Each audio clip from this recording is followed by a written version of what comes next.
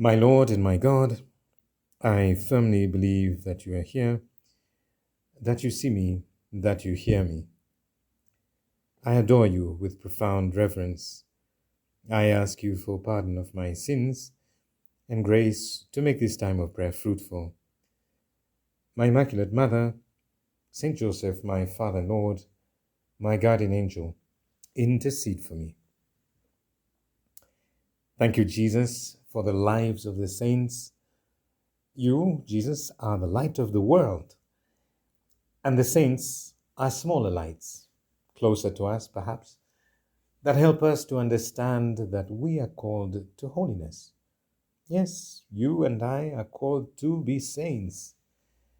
And today, the 26th of June, we celebrate the feast of Saint Josemaria, the saint of the ordinary, as Pope John Paul II called him.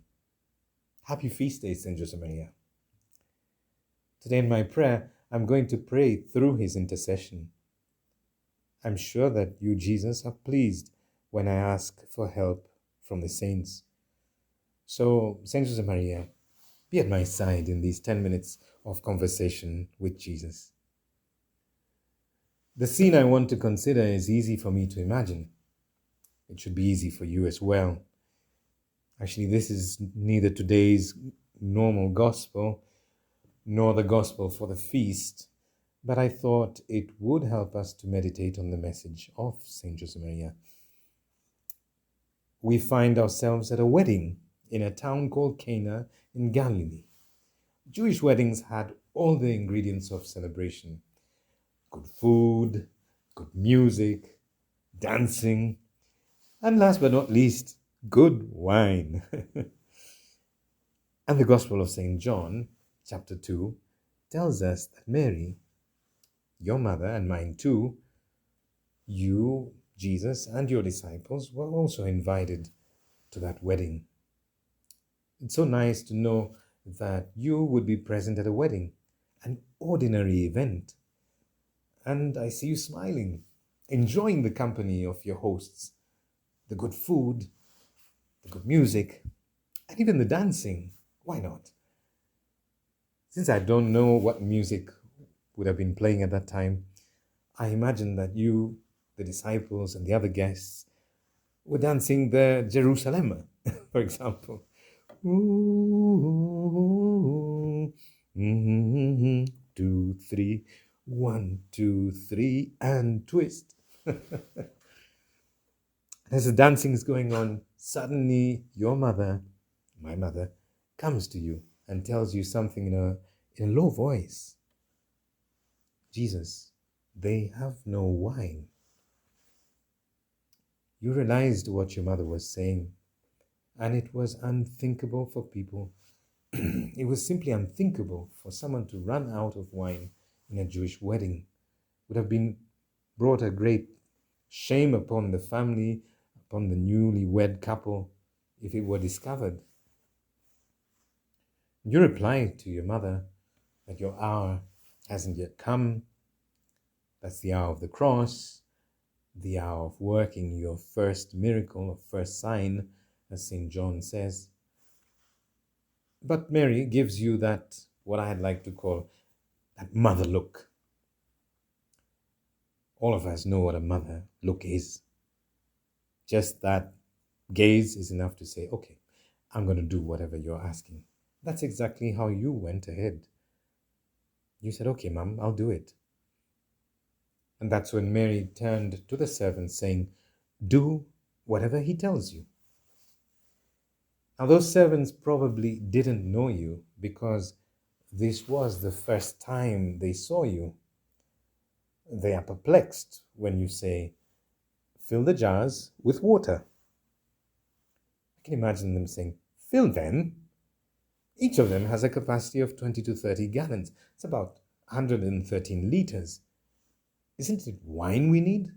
Why are you telling us to get water? They would have recalled Mary's words. Do whatever he tells you. Probably Mary looked at them again when they questioned themselves. This is probably now we get to the interesting part of the story. because St. John skips over it, doesn't give much importance. And yet, when we meditate on this scene, can you imagine what it meant to fill 6 jars, each of them 100+ liters? And they had to get more than 600 liters of water. There were no taps with running water. So they'd have to go up and down, up and down, up and down to a well, to a place where they could collect water and bring it. What a lot of work! And they slogged through this. We don't know how long it took, but it wouldn't have just been a few minutes. And it goes unnoticed, up and down, filling the water. And St. John tells us they filled those jars up to the brim. They listened to Mary and did exactly as you asked. They worked in your presence. Then you said to them, now draw some out and take it to the steward of the feast. And again, I'm sure these servants thought to themselves, what? Take some water and give it to the steward. And looking at Mary, they would have heard those words a second, third time actually. Do whatever he tells you. And so they take what they had collected, they take some of it to the chief steward. And everyone was surprised when he reacted. He tasted what had been given to him and exclaimed, "You've kept the good wine till now." Those servants would have looked at each other. Wow, wine that is so fine. We put in 600 liters of water. We spent so much time just putting water. Yes, 600 liters of ordinary water that are transformed into 600 liters of extraordinary wine. This is how you, Jesus, work in my life. I want to offer to you what seems ordinary and even at times monotonous. I want to offer to you my study, my daily work, taking care of my family, looking after relationships with my friends. Oh, they are so ordinary. And yet, you, Jesus, transform these into something extraordinary with the abundance of your grace. 600 liters of wine, that's a lot of wine. And it was wine that was fine. And that's how grace is in my life. Jesus, with the ordinary, you, with your loving grace, give me something that is extraordinary. You convert it, you transform it. Thank you, Jesus, for giving us the saint of the ordinary, to remind us that, as he says in The Way, a book written by Saint Josemaria, an hour of study for a modern apostle is an hour of prayer. Whoa, that's pretty strong stuff. So an hour of study, I pray an hour. An hour of work, well done. Like what the servants did, just going up and down and filling the jars to the brim, finishing their work well. Well, that work offered to you is prayer. An hour of being with my friends and enjoying myself in a noble way, just like you did, Jesus, with your disciples there at the wedding at Cana. Even that entertainment is an hour of prayer.